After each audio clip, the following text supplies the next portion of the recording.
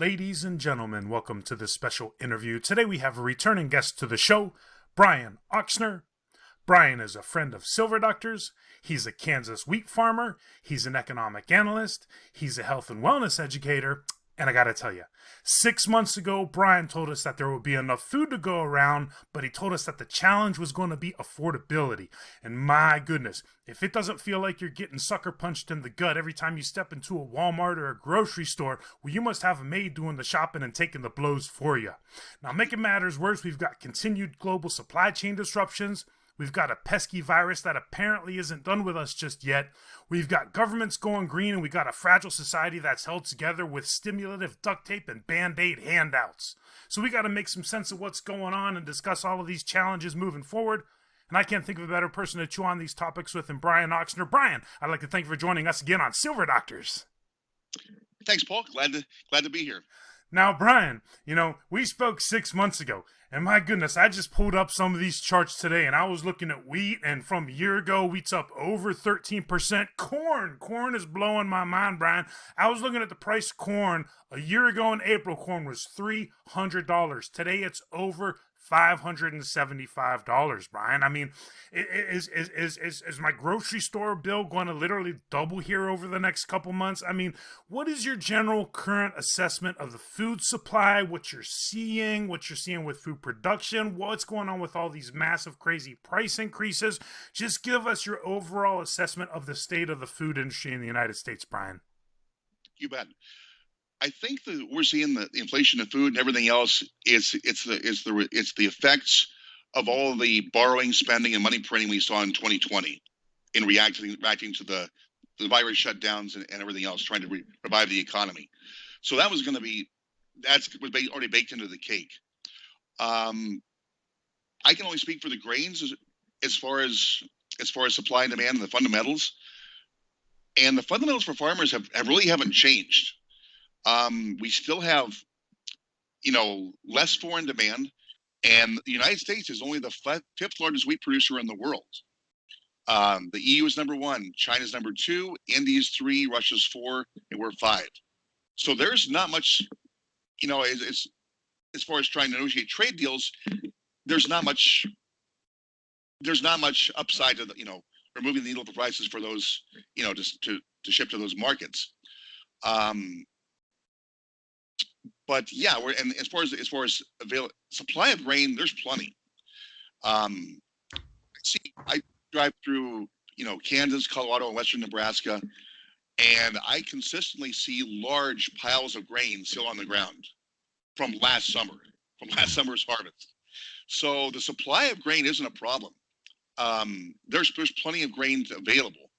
After a certain amount of time, the quality may not be as good, but there's still plenty of grain. The high supplies, lower foreign demand, lower domestic demand, and that's the reason why, over the long run, even though it looks good for farmers, these prices give these higher prices, give farmers some hope for a better future. We're going to see higher prices in fuel, fertilizer, and chemicals. So it's probably going to be a wash over time.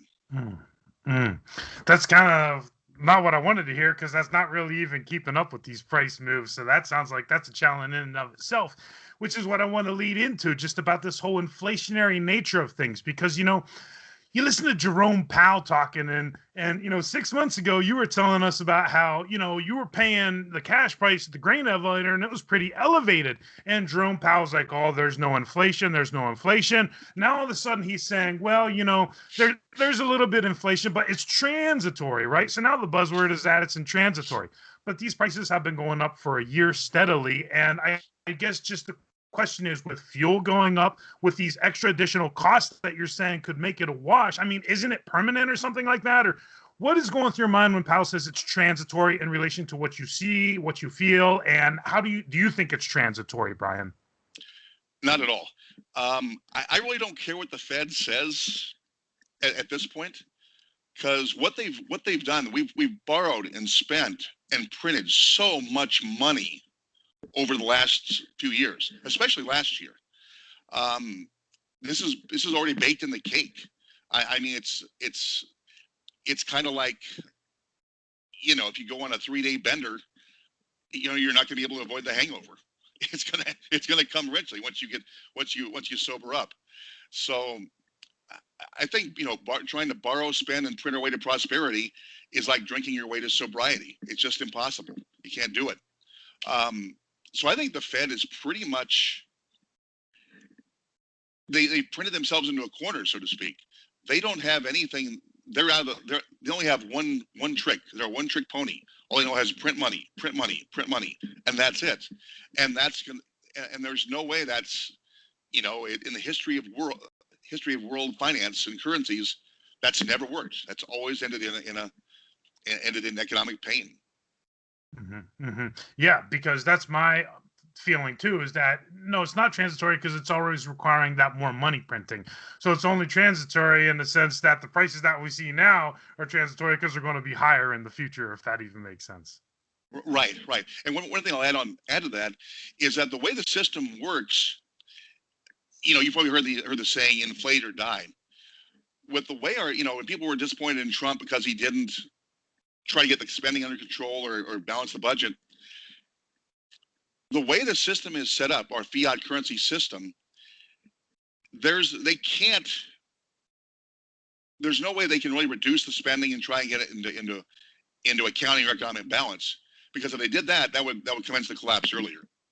So it's like an alcoholic or drug addict who knows his drinking and drug problem is going to kill him, but if he goes cold turkey or tries to go cold turkey, it could kill him sooner.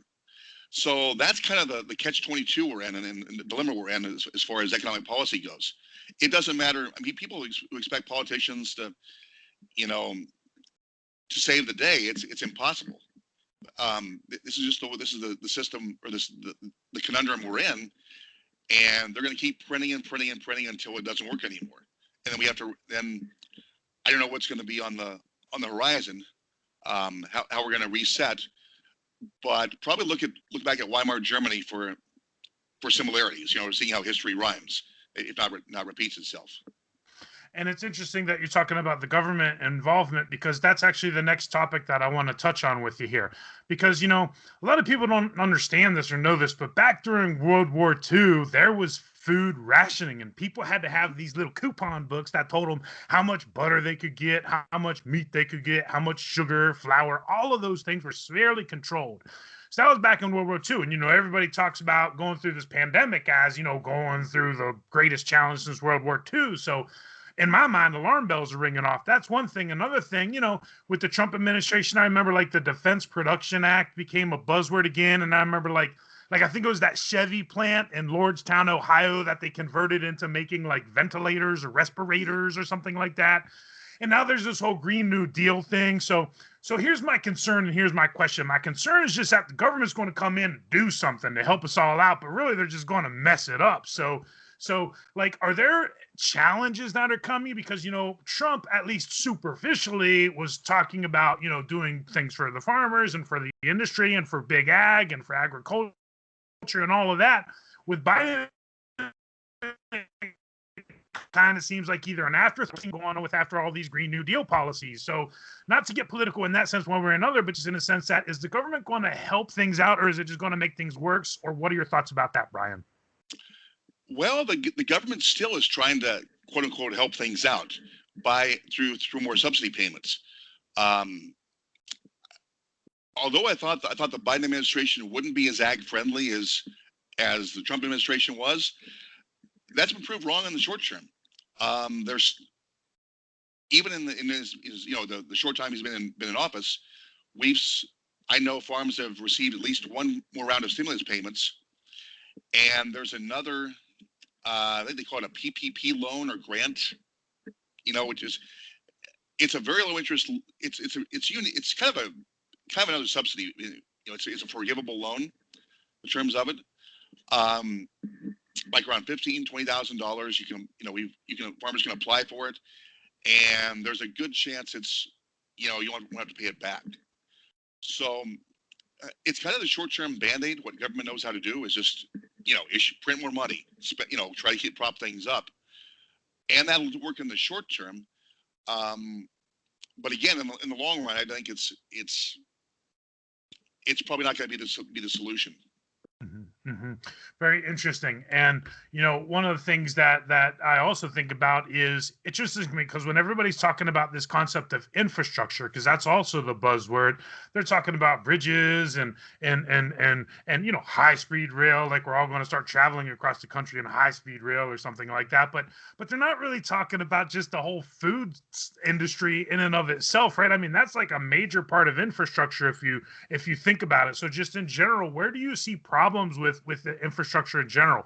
I remember a year ago, you said the issue is can the trucks keep rolling, and that was when everything was shutting down and locking down, and we were able to make our way through that one way or another. 6 months ago, you were saying it's going to be affordability. You were spot on with that again. So just moving forward, how do you see just the infrastructure in general? Is there something that should be done? Are there problem areas? Or is it improving, or can you update us on that?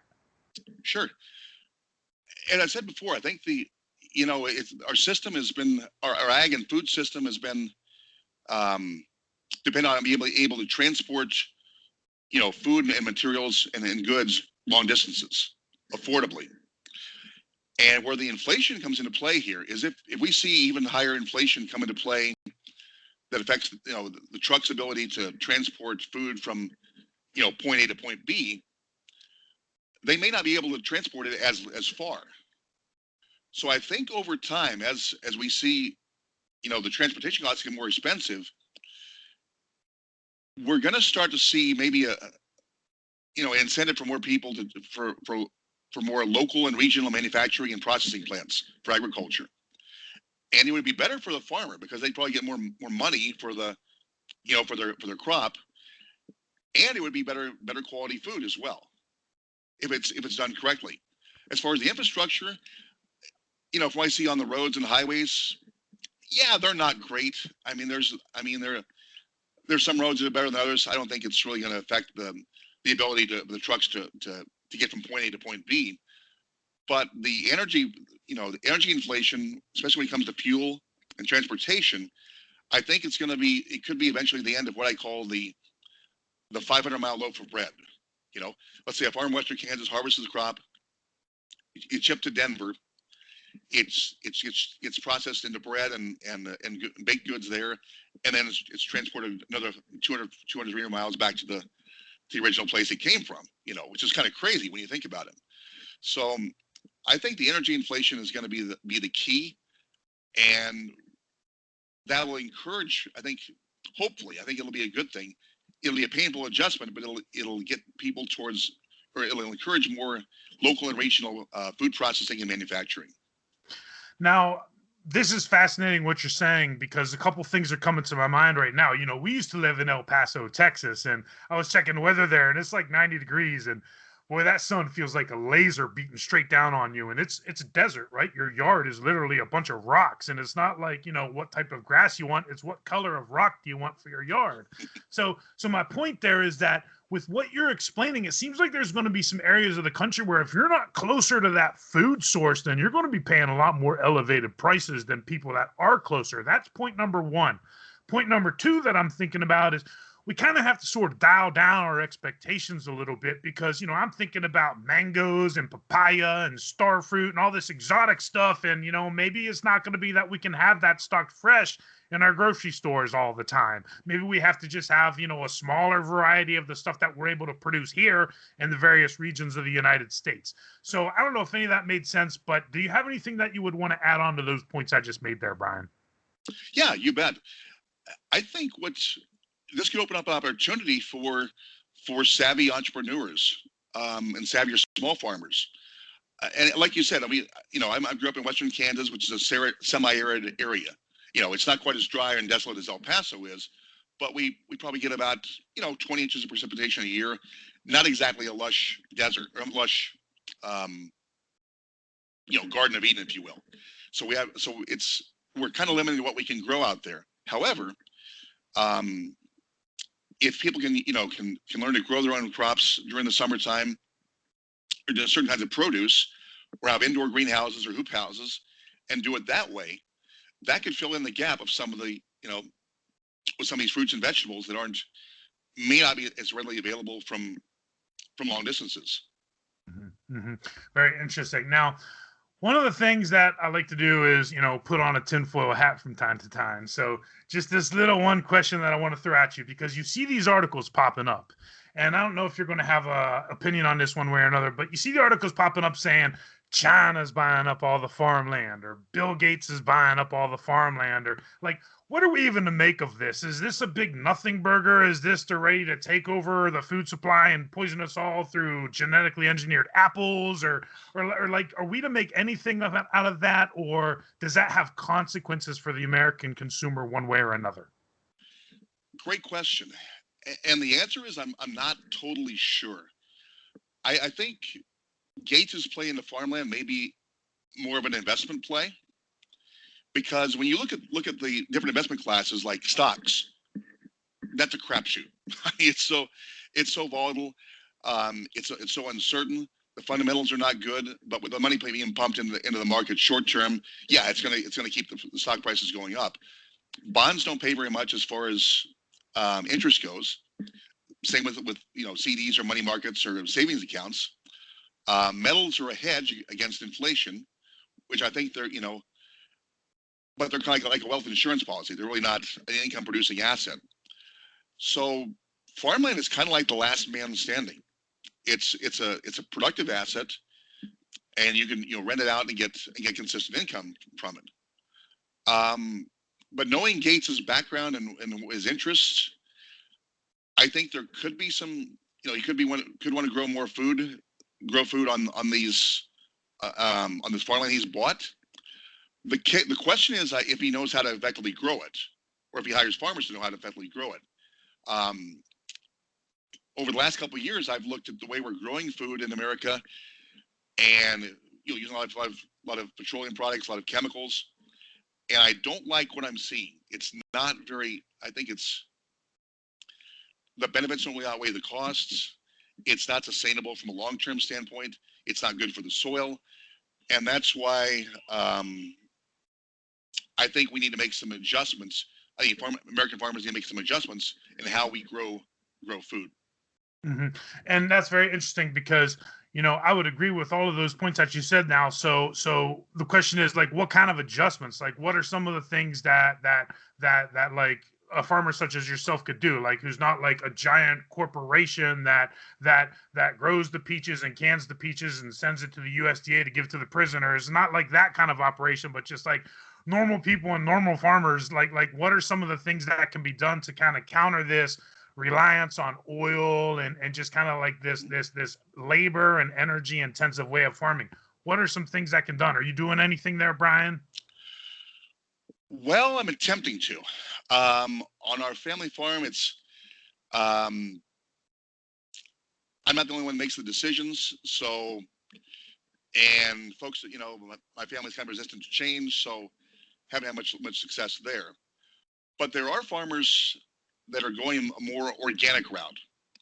Um, and what farmers can do is I think that it's need to understand a couple things. Number one, that the big thing where I'm from is like we're focused on weeds. We like kill weeds because they sap the moisture from the soil. But when in the process we're tilling the soil a lot, and that's we lose every time we go over the land to kill the weeds. We till it, we lose some ground moisture in the process. So a better way is to rely on is to instead of leaving fallow during the off year and tilling plowing it up, tilling the weeds, is to plant a cover crop, and that can be more of a source of nutrients and fertilizer, and also it's not going to deplete. It won't deplete the soil moisture very much, if at all. Mm-hmm. So it's kind of a different approach. You can just one of the ways I'm doing that is I'm starting a new venture with a friend of mine with a company called Eden Blue Gold, and they've been in business for about 10 years or so. Founded by a family of farmers, and their approach to farming, I think, makes a lot more sense than what we're doing right now. So that's what we're. So I'm trying to help farmers around, in the Central Plains, you know, reduce the excesses of their soil that stunt the yields, and improve the pH of the soil, which is the real key to growing crops and produce and everything else. Now, that's very interesting what you're talking about, Brian, because in my mind, I'm thinking about our financial system, and I'm thinking about it's up to each of us individually to take matters into our own hands and see that there are serious problems in the financial system with the money printing, with the unsustainable debt, with all this and all that. So what are we doing? Well, me personally, I'm buying real things, gold and silver as the anchor. I mean, I've even bought like laundry detergent, stuff that won't go bad that you can stock up on, that are real things that are going up in price.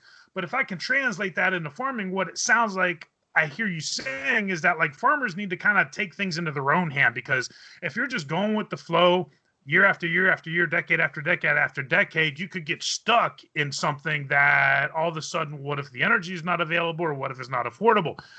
So I guess that's what I'm hearing. So could you just explain that a little more in the sense of like, what do you mean by like, I think you said cover crop? Like what do you mean by that? And what is the purpose of that? Could you explain that a little more? And is my logic making sense there, Brian?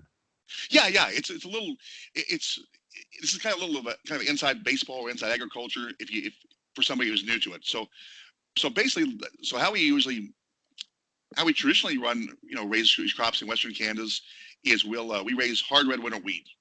We plant that in the fall. It goes dormant during the winter, reemerges during the spring, and then we harvest in July. And in the meantime, the next year, we let the soil rest, which is called a concept called summer fallow. So we will, till the soil to kill the weeds, and then use chemicals. Probably use like two or three applications of chemicals to keep the weeds in check.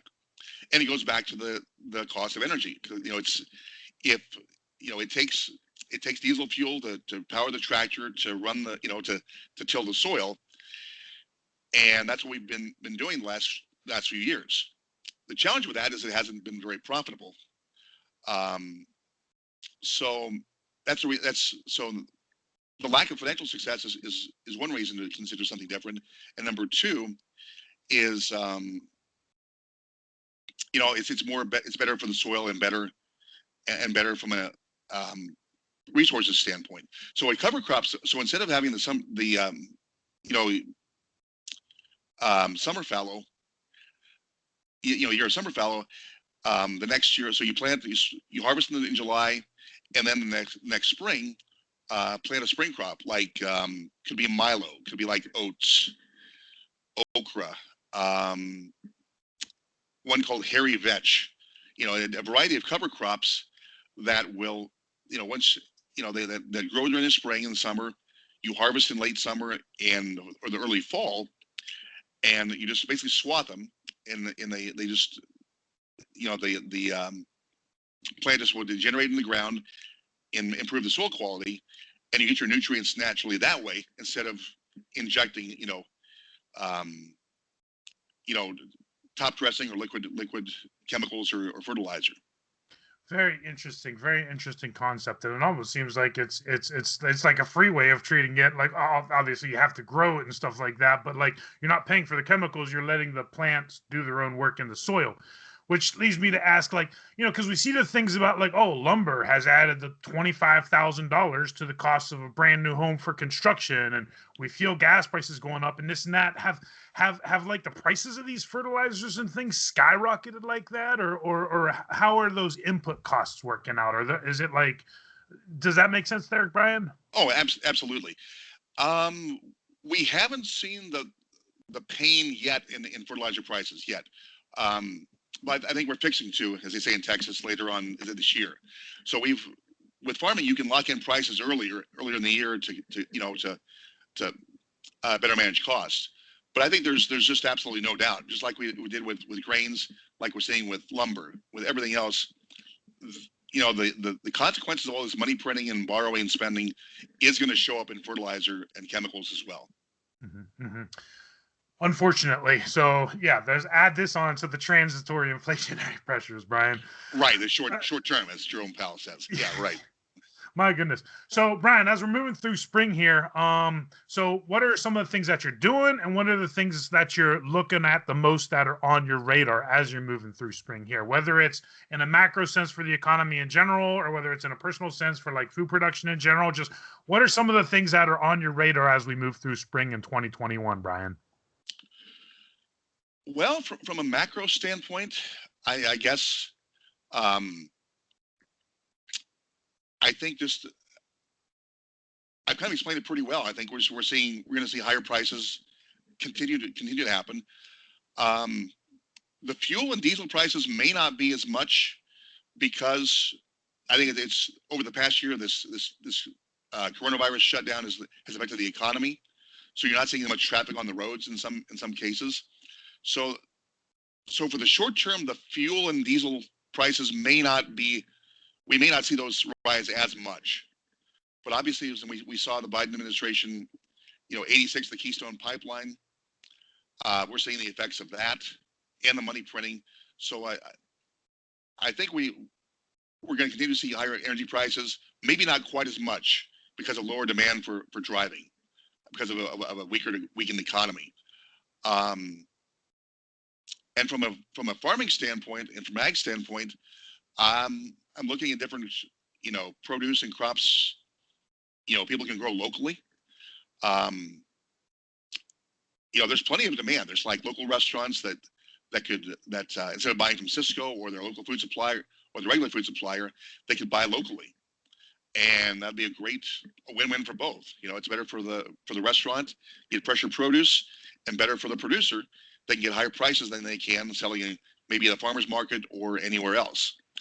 And also, I'm trying to work with other farmers around the area, through the Central Plains, to educate them on better practices and different ways of doing things that can improve the health of their crops and livestock naturally, instead of what I sarcastically say, better living through Monsanto. Mm-hmm. And I'm not a big fan of them at all, or big ag in general. So that's what I'm looking at for right now. Definitely, indeed, folks. And tell us, what's the best way that we can look into any of the work that you do, or do you want to point us anywhere to have us look at what you're into lately, like a Twitter handle, or what is it? How is the way that people can either get in contact with you or can look at some of the work that you've been recently doing, Brian? Sure. Well, I got recently suspended from Twitter, so that option is out. I should say congratulations on that, actually, because that means you're telling some good stuff. I did, yeah. It talks about what I would like to do to Bill Gates, but anyway, so excuse me. But anyway, no, seriously, I will have a link. I'll put my email address there, and in the link and in the comment section you can put down. And also, there's we don't have a website. Our new venture is still in early stages. But I will put a landing page where people can opt into our email list, and I can give you some great tips and pointers on how to grow your own produce, what you need to look for, and help you become more food independent, and how you can make you and your family healthier. So I will put my email address, and I will send you the link for the landing page after we get off this call here. I'll create it, send it over, and folks can stay in touch with me that way. There you have it, folks. Food price inflation, contrary to the Fed and Jerome Powell, is not transitory, but that does not mean that you have to lose out to it, because you do have options. Brian, I'd like to thank you for joining us again on Silver Doctors. Hey, glad to be here, Paul. Thanks for the time.